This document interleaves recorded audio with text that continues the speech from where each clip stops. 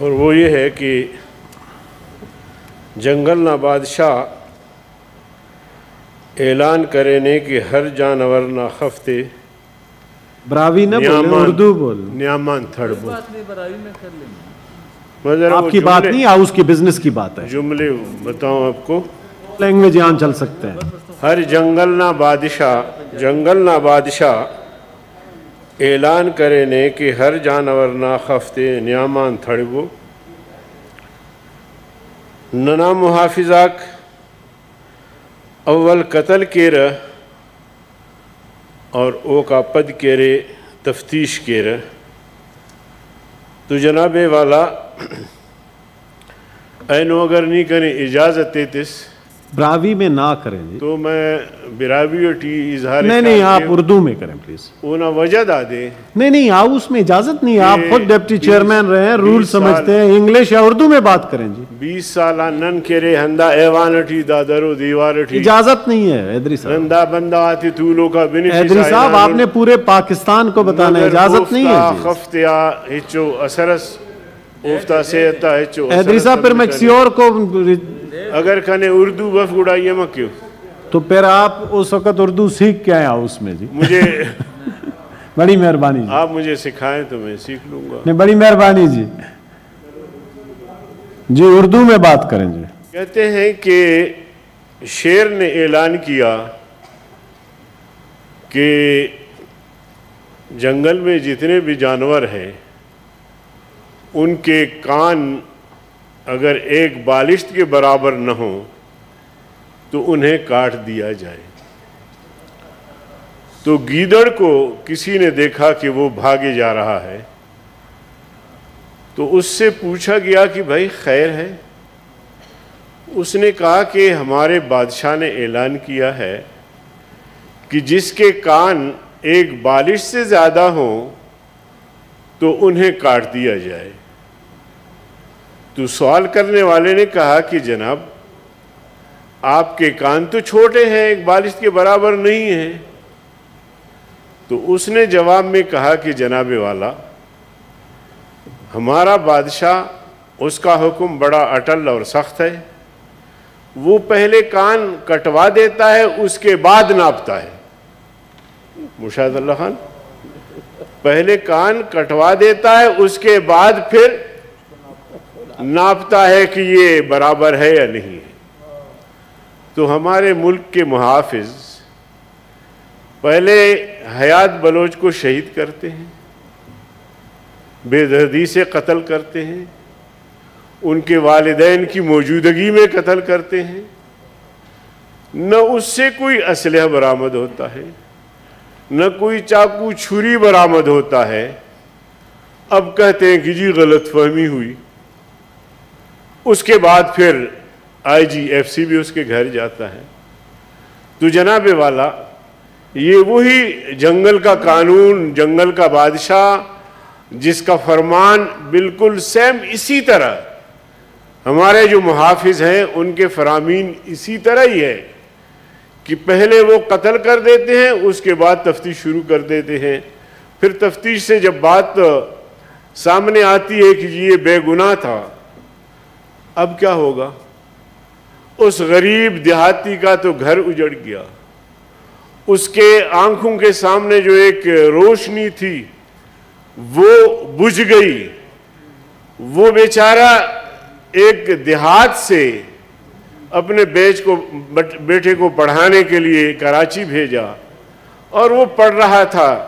Corona کی وجہ سے واپس آیا تو یہاں بھی باغ میں محنت مزدوری کر رہا تھا. اگر اس کے ہاتھ میں نہ کلاشنکوف ہے، نہ چاقو ہے، نہ چھری ہے تو گرفتار کرنے میں کیا حرج تھی؟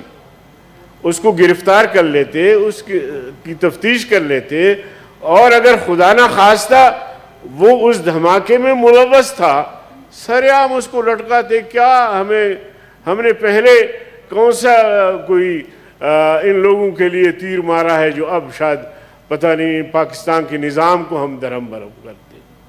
سینکڑوں ہزاروں کی تعداد میں لوگ بلوچستان میں، بلوچ، پشتون، خیبر پختونخوا میں آج تک غائب ہے. ہم نے کون سا ملک کے نظام کو درہم برہم کیا؟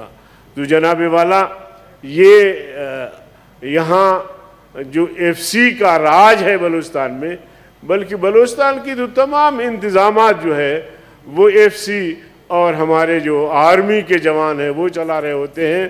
میں تو یہاں تک کہتا ہوں کہ صوبائی حکومت ہے ان کے اختیارات بھی سلب ہے، اسکیمات تک بھی وہاں سے جب تک منظوری نہیں ہوتی تو یہ سارا کچھ۔ تو جناب والا بلوچستان، مجھے اگر آپ 2-4 منٹ بولنے دیں، میں تھوڑی سی آپ کے سامنے تاریخ رکھنا چاہتا ہوں۔ پوائنٹ آف پبلک امپورٹنس پہ شارٹ بات یہ کیا point کریں، of باقیوں کو بھی order بولنے کا موقع دیں۔ میرے بھائی بولیں گے، روز بولیں گے، لیکن یہ بڑا حساس روز مسئلہ ہے ان کو بولنے اور کا پورے موقع ہی ملک آپ نہیں میں دیتے۔ حیات بلوچ کی شہادت پر پورے ملک میں، لاہور میں بھی میں دیکھ رہا تھا کہ وہاں بھی اسٹوڈنٹ سڑکوں پہ نکلے ہیں، کراچی میں، خیبر پختونخوا میں، یہاں ہر جگہ۔ تو یہ بڑا حساس مسئلہ ہے، اور یہ اگر اس کا تدارک نہیں ہوا تو یہ ایک سنگین مسئلہ بھی اختیار کر سکتا ہے۔ میں مولوی ہوں، جمعیت علماء اسلام کا سیکرٹری جنرل ہوں، میں ان چیزوں بہت سارے ایسی چیزیں ہیں جو ان پہ میں یقین نہیں رکھتا، لیکن جو حقائق ہیں میں وہ آپ کے سامنے رکھنا چاہتا ہوں کہ بلوچستان ہمیشہ اس الزام کے زد میں کبھی فوجکشی ہوئی ہے، کبھی نوجوانوں کو گرفتار کر کے غائب کیا گیا ہے۔ جناب والا جب وہ پاکستان کا حصہ بنا بلوچستان، اس وقت خانف قلات نے یا جو سرداران قوم تھے انہوں نے ڈیمانڈ کیا حکومت پاکستان سے کہ جی ہمارے ساتھ جو معاہدات ہوئے ہیں ان پر عمل درآمد ہونا چاہیے، لیکن آپ کو معلوم ہے کہ عمل درآمد کے بجائے انہوں نے خانہ قلات اور اس محل پہ حملہ کیا۔ آج بھی توپ کے گولوں کے نشان وہاں موجود ہیں۔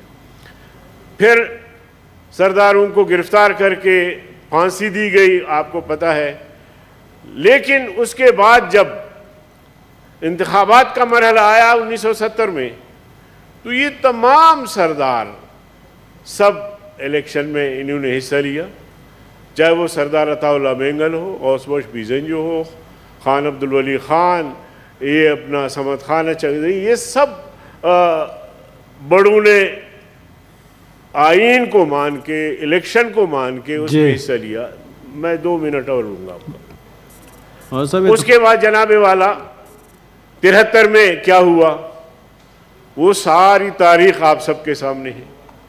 منتخب حکومتوں کو ہٹایا گیا اور قائدین کو پابند سلاسل کیا گیا۔ جب ضیاء الحق کا دور آیا تو اس نے عام معافی کا اعلان کیا، اور آپ نے دیکھا کہ 88 میں پھر ان سب سرداروں نے، سیاسی جماعتوں نے، جمعیت علماء اسلام سمیت سب نے الیکشن میں حصہ لیا۔ 85 میں نہیں لیا اس لیے کہ غیر اصولی، غیر آئینی الیکشن تھا، غیر جماعتی بنیادوں پر الیکشن ہو رہا تھا۔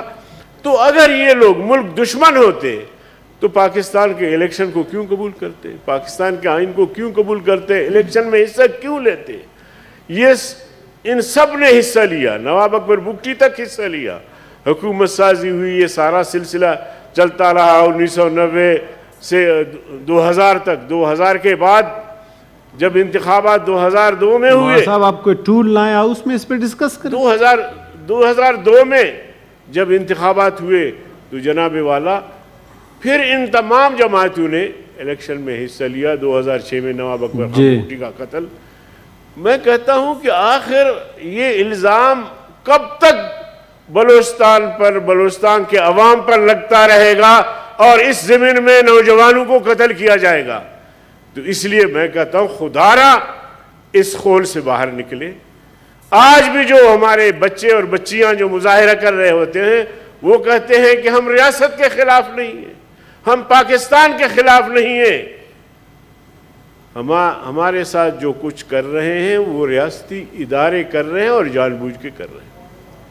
تو اس لیے میں کہنا چاہوں گا، آج اس فلور پر کہنا چاہوں گا کہ خدارا اس خول سے باہر نکلو۔ اتنا پنجاب کے لوگ محب وطن ہیں، بلوچستان کے لوگ بھی اتنے محب وطن ہیں، لیکن اگر ان کے نوجوانوں کو ماں باپ کے سامنے آپ قتل کریں گے تو کیا آپ کو گلدستے پیش کریں گے؟ آپ سے نفرت نہیں کریں گے؟ تو اس طرح کی نفرت کی بیج ان کے دلوں میں نہ بویا کریں، ان پر دست شفقت ہو۔ اگر کوئی خدا نہ خواستہ کسی پہ الزام بھی ہے تو آپ کے قید خانے ہیں، جیل خانے ہیں، عقوبت خانے ہیں، اور جناب والا اس میں آپ اس قسم کے اقدامات کر سکتے ہیں۔ تو میں آپ کا شکریہ ادا کرتے ہوئے پھر یہی کہوں گا، ریاستی اداروں سے بھی کہنا چاہوں گا کہ وہ ایسی حرکتیں نہ کریں جس سے ملک کی بدنامی بھی ہوتی ہے، جس سے قومیتوں میں نفرتیں بھی پیدا ہوتی ہیں۔ تو لہٰذا اس کا تدارک ہونا چاہیے۔ بہت شکریہ جناب چیئرمین۔